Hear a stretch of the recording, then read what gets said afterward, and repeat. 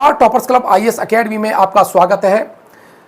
आज का जो टॉपिक है वो प्री और मेंस दोनों के लिए अत्यंत महत्वपूर्ण है। यूपीएससी में यहां से प्रश्न पूछा जा सकता है या किसानों के रिफॉर्म से संबंधित अगर हम हिस्टोरिकल परिप्रेक्ष्य देखें तो आज का जो टॉपिक है ये अत्यंत महत्वपूर्ण हो जाता है। इंटरव्यू के लिए भी महत्वपूर्ण रहता है क्योंकि ऐतिहासिक परिप्रेक्ष्य के साथ आप मॉडर्न थॉट को बताएंगे तो उसकी भूमिका अलग हो जाती है।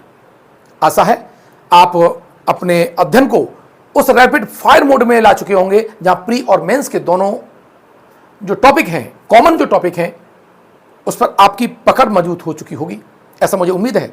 अगर आपने इस वीडियो को देखने के बाद ऐसा महसूस नहीं किया है तो मुझे लगता है कि इसकी पीडीएफ आपको हमारे टेलीग्राम ग्रुप से डाउनलोड करके इसको समझना चाहिए।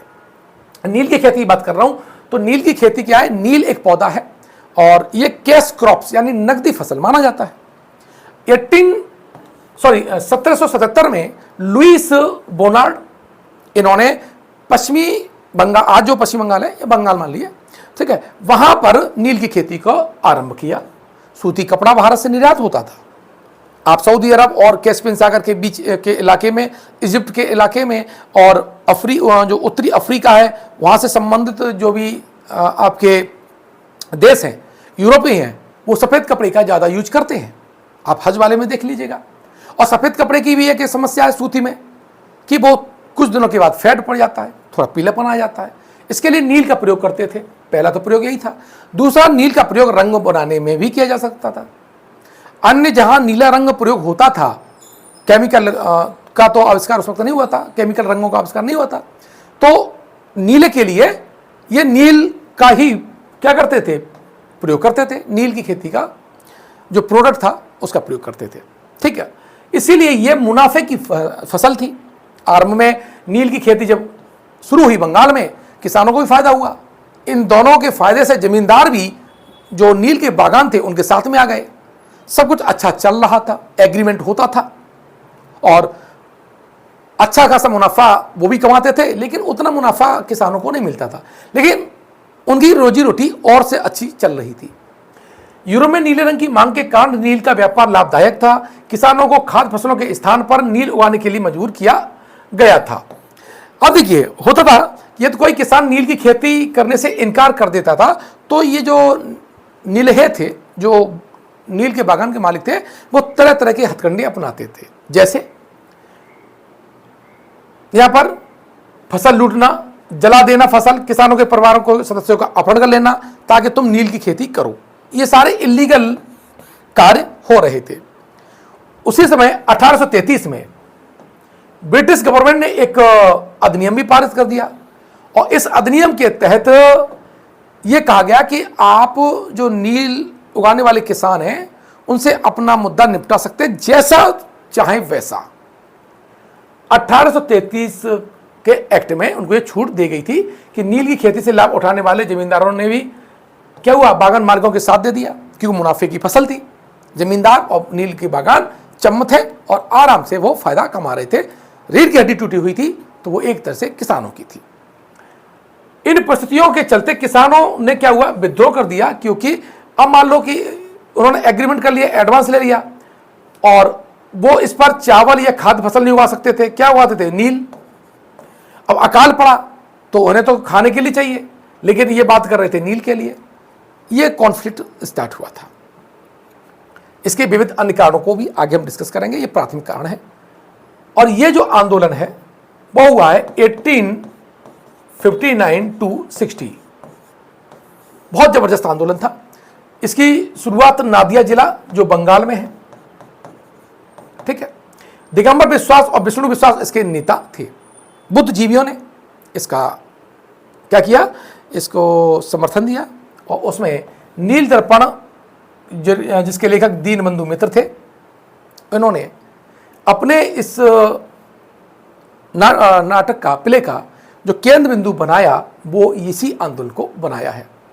और माइकल मधुसूदन दत्त और रेव जेम्स लॉन्ग, इन दोनों ने इसका अंग्रेजी में अनुवाद किया है। पूछा जा सकता है पीटी के हिसाब से, और मेंस में तो आपको ये एकदम इनफैक्ट वो आप डायग्राम बना करके लिख देंगे और अगर ये प्रश्न आ गया तो निश्चित रूप से आप पूरा नंबर पाएंगे, गारंटी इस बात की। और ये पहला व्यवसायिक नाटक था जिसे कलकत्ता के नेशनल थिएटर में मंचित किया गया था। अब मैं कारणों की बात कर लेता हूं जो कि मेंस के हिसाब से है। तो इसका एक उदाहरण आप दे सकते हैं कि बलपूर्वक खेती, यानी नील की खेती बलपूर्वक कराई जाती थी, हिसाब से है ना। कोर्सिव फार्मिंग की हेडिंग दे सकते हैं। किसानों को अपनी सर्वोत्तम भूमि पर नील की खेती के अनुबंध पर हस्ताक्षर करने के लिए मजबूर किया गया। खाद्यान्न फसलें नहीं उगा पाने के कारण भुखमरी और अभाव की स्थिति पैदा हो गई। इससे नील का विद्रोह, यानी किसानों ने विद्रोह कर दिया था। चावल उगाने की उस परंपरा के विरुद्ध जो समुदाय को जीवित रखती थी, उसके खिलाफ ये आप नील उगवा रहे थे, तो स्वाभाविक क्या विद्रोह हो जाएगा। अगली बात करूं तो एकाधिकारवादी बाजार, यानी मोनोपोसोनिस्टिक मार्केट, यानी बागान मालिकों ने एक कॉर्टेल बनाकर नील की बहुत कम कीमत तय की जो किसानों के लिए अनुचित थी। असंतुलित बिजली के कारण किसान बेहतर दरों पर बातचीत नहीं कर सके हैं। स्थानीय बाजारों और ये यहाँ पर बिजली नहीं है, गलत मेरा टाइप हो गया है। असंतुलित व्यवहार, व्यापारिक व्यवहार कहिए, व्यापारिक व्यवहार, ठीक है, के कारण किसान बेहतर दरों पर बातचीत नहीं कर सके थे। स्थानीय बाजारों और बाहरी खरीदारों को एकाधिकार बनाने की अनुमति नहीं होगी, ऐसा भी इसमें प्रोविजंस था। यानी कुल मिलाकर के एकाधिकार जो था वो नील के जो बागान मालिक थे उनको था। और यही कारण है कि नील के किसानों ने विद्रोह किया। अन्यायपूर्ण राजस्व प्रणाली, उच्च कर था, किराया था, ब्याज भुगतान ने नील की खेती को अलाभकारी बना दिया था। साथ ही जर्मनी में, कहां पर, जर्मनी में कृत्रिम रंगों का आविष्कार हो गया। तो स्वाभाविक है कि अब यहां से जो नील से जो रंग बनता था वो कॉस्टली पड़ता था और ट्रांसपोर्ट भी कॉस्ट जुड़ जाती थी, तो वो केमिकल वाले रंग से महंगा हो गया। तो स्वाभाविक है ये चीज़ें आउटडेट हो जाएंगी, अलाभकारी हो जाएंगी, तो लोग इसे नहीं करेंगे। लेकिन जो नील के बागान थे वो भी छुटकारा चाह रहे थे, लेकिन चाह रहे थे किसानों को फंसा करके उनसे मोटा मुआवजा वसूल लिया जाए। ये लड़ाई उसकी है। भुगतान में चूक करने वाले किसानों को कानूनी कार्रवाई और बेदखली का सामना भी करना पड़ता था। बागान मालिकों ने लाभ को अधिकतम करने के लिए राजस्व दरों में मनमाने ढंग से वृद्धि की। ये सारे कारण हैं। क्या है? ये सारे कारण हैं। बात करें अपमानजनक व्यवसायिक व्यवहार, काम से इनकार करने पर या नील की फसल नष्ट करने पर किसानों को हिंसक रूप से परेशान किया जाता था। फसलें उखाड़ दी गई, घर जला दिए गए और परिवारों पर भी हमले किए गए। ये सारा जो व्यवहार है उनके साथ होता था। जनता एग्रेसिव हो गई और मजबूरी में उसने विरोध भी किया। बढ़ता ग्रामीण संकट, बढ़ते किराए, कर और ब्याज दरों से किसानों पर बोझ बढ़ा। सूखा और बाढ़ जैसी प्राकृतिक आपदाओं ने संकट को और बढ़ा दिया। नील की खेती से होने वाली आय में गिरावट से ग्रामीण अर्थव्यवस्था भी क्या हो गई? तबाह हो गई। नील विद्रोह का नेतृत्व करने वाले, अगर मैं नेताओं की बात करना, दिगंबर विश्वास, उनके भाई विष्णु विश्वास दोनों थे। हाँ, ये किसान परिवार थे, उन्होंने भड़काया। दीन बंधु मित्र थे जो बंगाली नाटककार थे, जिन्होंने अपने नाटक नील दर्पण के माध्यम से किसानों की पीड़ा को उजागर किया। इनकी भी एक भूमिका है। रफीक मंडल की बात करें तो बर्धमान जिले में एक ये वहां के ये मुखिया थे। इन्होंने बागान मालिकों के खिलाफ स्थानिक संगठित किया था। कादर मोल्ला की अगर बात करें तो ये पाबना का एक असंतुष्ट पूर्व कारखाना कर्मचारी था, जिसने नील डिपो पर हमला किया और उसे नष्ट कर दिया। रेवरेंड जेम्स लॉन्ग, ये आयरिश मिशनरी थे के व्यक्ति थे और इन्होंने नील दर्पण का अंग्रेजी में अनुवाद किया था। इन पर भी कार्रवाई हो गई थी, ध्यान रखना, ठीक है। हाजी मुल्ला की बात करें तो नील आयोग की सुनवाई में एक गवाह थे, है ना, जिसने कहा था कि वह नील बोने की बजाय भीख मांगना पसंद करेंगे। चंद्रमोहन चटर्जी की बात करें तो इंडिगो आयोग, जो नील आयोग बना था, इसमें जमींदारों का इन्होंने प्रतिनिधित्व करते हुए रैयत किसानों के लिए बहस की थी। तो ये इससे संबंधित नेता थे। लिखिएगा और आसानी से आपको ये नोट्स नहीं मिलेंगे। हाँ, आप जितना अच्छे कंटेंट को आप पा रहे हैं, निश्चित रूप से आपका भी ये दायित्व बनता है कि इस वीडियो से ज़्यादा लोगों तक शेयर कीजिएगा, ठीक है। और कोर्स अगर लेना चाहते हैं तो मेरे कमेंट बॉक्स में और डिस्क्रिप्शन बॉक्स है, वहाँ से आपसे ज्वाइन कर सकते हैं। बहुत कम पैसे में इतना पढ़ा रहा हूँ, ध्यान रखिएगा। और यकीन मानिए जब आप मेंस देंगे तो इन तथ्यों को लिखते हुए आपको उस वक्त ही कॉन्फिडेंस आ जाएगा। ब्रिटिश प्रतिक्रिया क्या हुई जब ये आंदोलन हुआ, तो ब्रिटिश प्रतिक्रिया क्या हुई इसके बारे में बात कर लेते हैं। बागान मालिकों ने भारी जुर्माना अदा करने की मांग करते हुए सैकड़ों किसानों पर अदालत में मुकदमा ठोक दिया था, चला दिया था।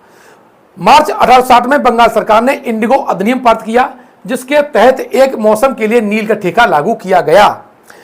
इस अधिनियम के तहत बागान मालिकों की गलत प्रथाओं की जांच के लिए एक नील आयोग की भी स्थापना की गई, जो 1860। नील आयोग की बात करें तो कई किताबों में ये 4 सदस्य बताते हैं, और जो सरकार की वेबसाइट है कल्चर वाली में, उसमें ये डेटा दे रखा है। ध्यान रखिएगा, मार्केट की किताबों में आप 4 देखें, लेकिन चूंकि गवर्नमेंट का जो डेटा है वो हम ज्यादा उचित मानेंगे। अध्यक्ष थे WS सेटनकार, R टेम्पल, रेब जे सेल जो ईसाई धर्म प्रचारकों का प्रतिनिधित्व कर रहे थे, WF फर्ग्यूसन जो यूरोपीय प्लांटरों का प्रतिनिधित्व कर रहे थे, चंद्रमोहन चटर्जी जो जमींदारों का प्रतिनिधित्व कर रहे थे, ब्रिटिश गवर्नमेंट का प्रतिनिधित्व कर रहे थे।